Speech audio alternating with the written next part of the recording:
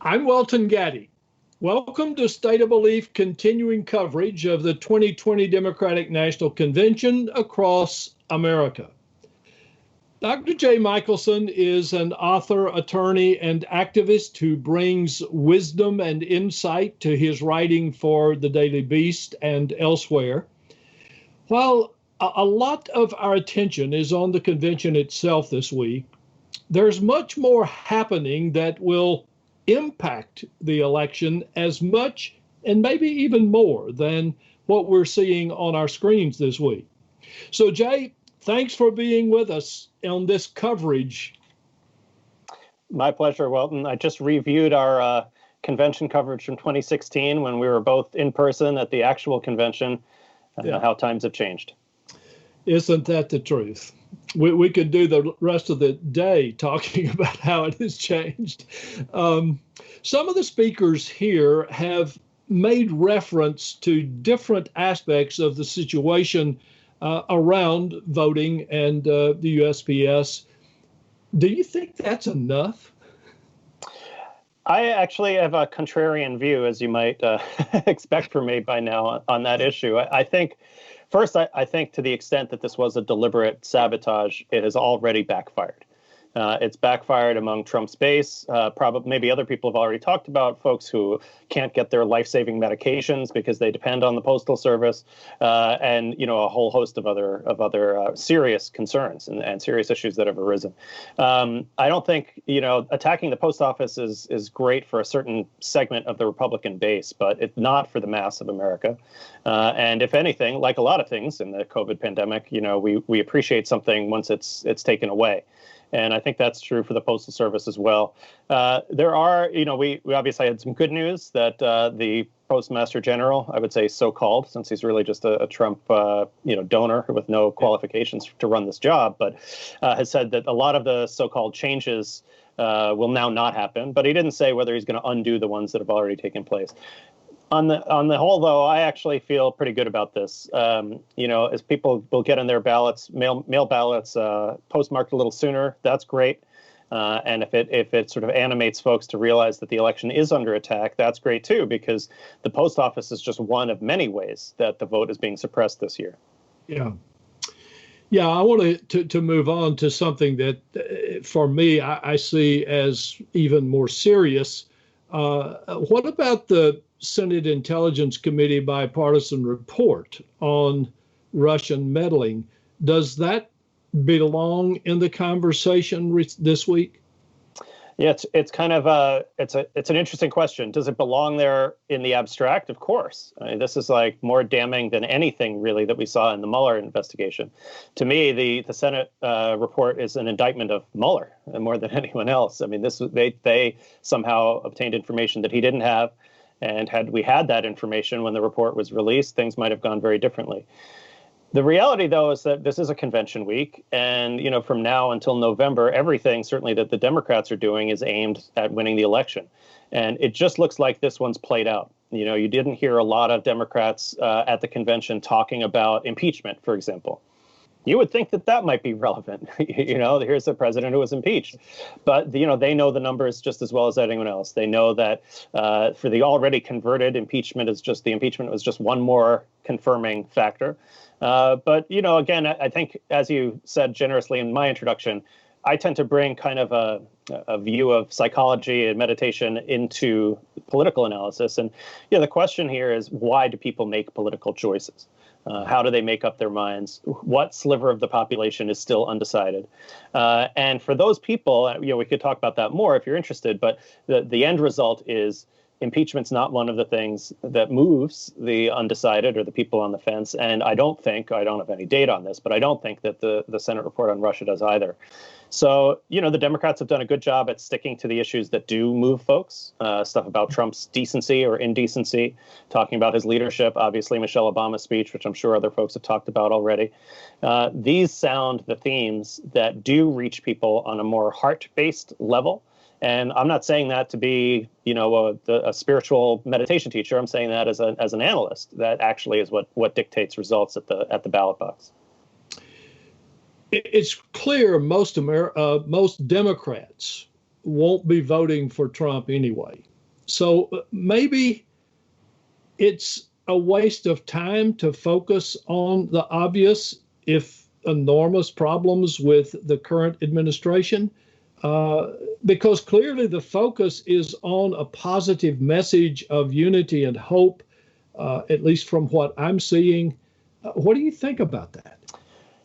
I think it's hard to say. I mean, there was some really good negative messaging over the last couple of days as well. I already mentioned Michelle Obama's speech, which was a fantastic, blistering attack on the immorality of Trump and his unfitness for office. But also former acting Attorney General Sally Yates, who was fired by Trump early in this experience of the Trump administration. Also by John Kerry, who, I wish he would have been that assertive in his own presidential election. That might have had a better result too. Yeah. He was really in full attack mode. I think the Democrats know, though, that, again, they have to play a lot of games at once. They do need to turn out the base. There's a reason that there are so many women of color, not just on the ticket, but also having speaking positions and having voices being lifted up in the roll call, for example. It is true, as one person in the roll call said, if women of color stay home, the Democrats lose. So this is an election where the party has to kind of preach to the choir. Because they have to get the choir out of the pews and into the ballot box.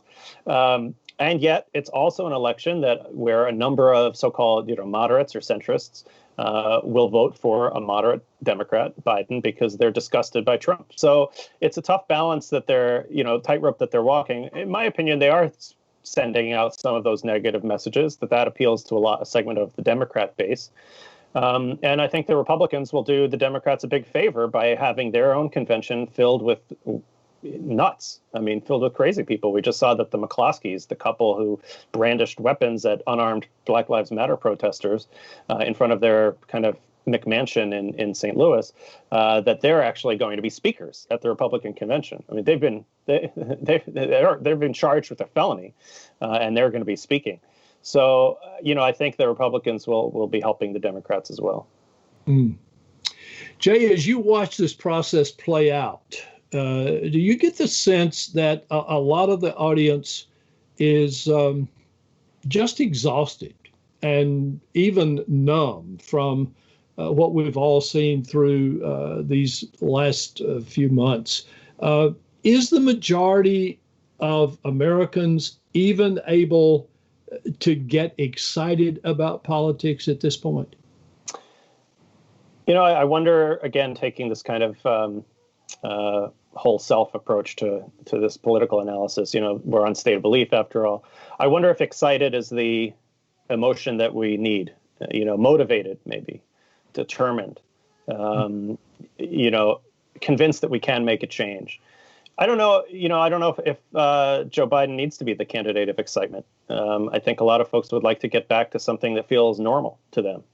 And, if we wanted excitement, there were other candidates in the primary who were more radical or younger or just new faces and things like that. I think the party base, mostly people of color, again, in this case, said that actually we'd really like the safe bet and we'd like, this is a terrible time in which we're living. And that was before the pandemic, now even more so.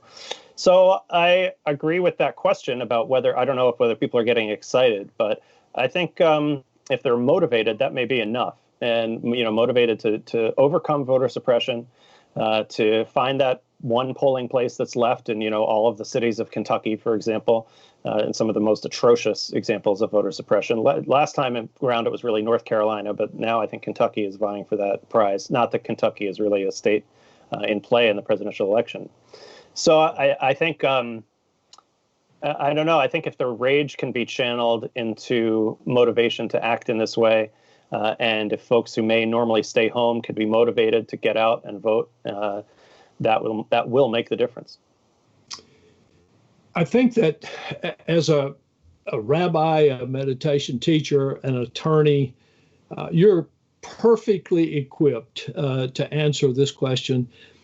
Why should we really pay attention to this convention as well as to the upcoming Republican one, even if it's particularly difficult to do so? And if it's important, then how do we re-engage at this critical time if we've turned it out? I'll be contrarian again. I don't think it's necessary. I don't think it's necessarily important.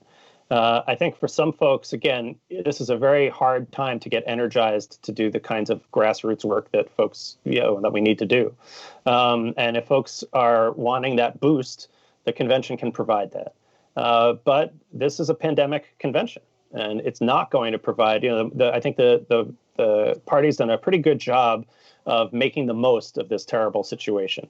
Again, Michelle Obama's speech, that was a fireside chat. That would never have been given as a floor speech at an in-person convention. The roll call with all of the scenes across America was really moving. That, too, would not have happened at a regular convention.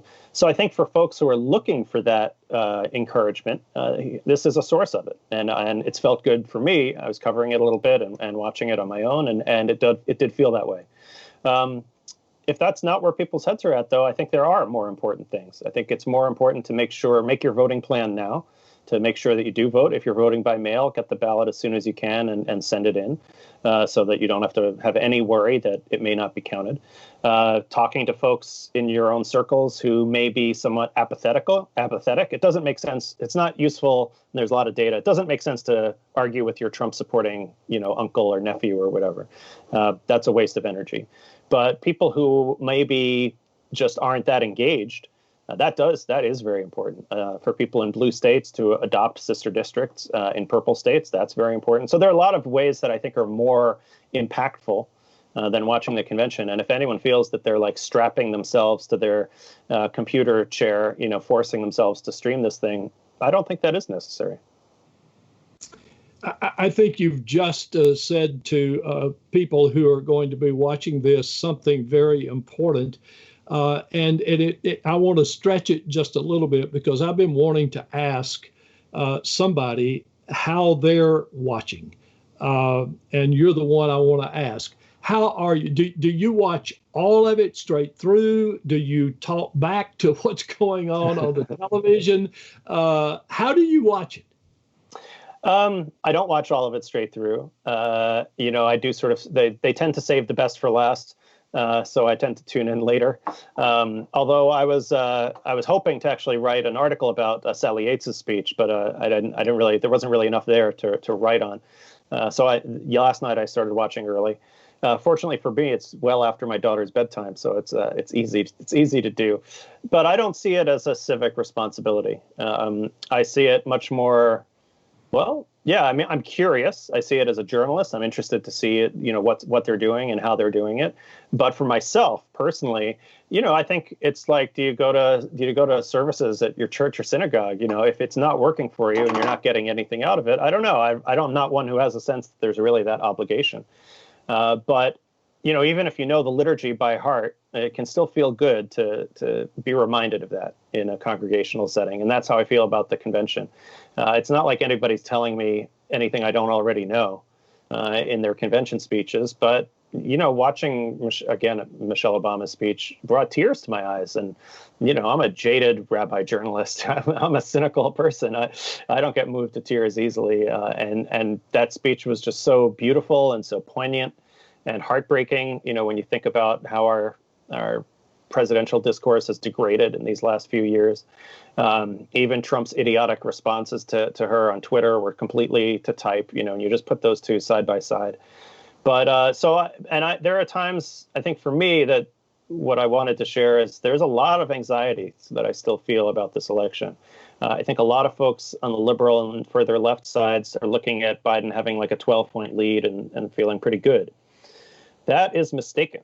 If you actually go state by state in the swing states, he's up, but he's barely up. He should be walking away with Pennsylvania, for example, and he's up like a couple of points. That's really scary. There are reasons to feel good about it. There are way fewer undecided voters this time, and maybe undercounted voters may actually help the Democrats this time, whereas last time they helped the Republicans. There's reasons to feel okay, but the complacency that I've seen from some folks reminds me of 2016, where folks were sure that Hillary Clinton was going to beat this clown, and obviously, we saw how that went. So I have to admit, I find this period to be really anxiety-making, especially since we haven't even seen really the negative advertising that Trump's $1 billion of fundraising are going to buy. So it's going to be unleashed on this country. We're going to think that all Joe Biden ever did was plagiarize a speech and do something bad in the Ukraine. And so I'm nervous. Yeah. Me too. But I know you don't do confessions on television or even on a program like this. But I got to make a confession. You've made me feel better about the other night, knowing that I had to do a summary after this was over, after every session was over. I just had to take 10 minutes and watch a little bit of the basketball game. And I was guilty about that. And that's my confession. Say 5 Hail Marys and your sin has been absolved. Rabbi, no, I don't. I'm glad I made you feel better on that, because I really don't think this is a tiring time. And if we're not being nourished by this streaming program for 2 hours, I think it's fine. What matters are our actions. Are we reaching out? Are we making use? If we have a platform like you, are we using that platform for the greater good? If we don't have that platform, are we donating money? Are we giving money to candidates that we care about, causes that we care about, voting integrity causes that we care about, civil rights organizations? So I think there's 100 things that are more important than sitting there and watching. Rabbi J. I hope Michaelson. Tom Perez doesn't send me any hate mail after that, but that's the truth. Oh, as always, thanks for taking time to be with us. Look for more of our convention coverage, including interviews with leaders, activists, and delegates all week at stateofbelief.com. I'm Welton Gaddy. Thanks for watching. Thank you, man. All right, sure thing. It was just I never got to give absolution to a reverend before, so that's exciting for me.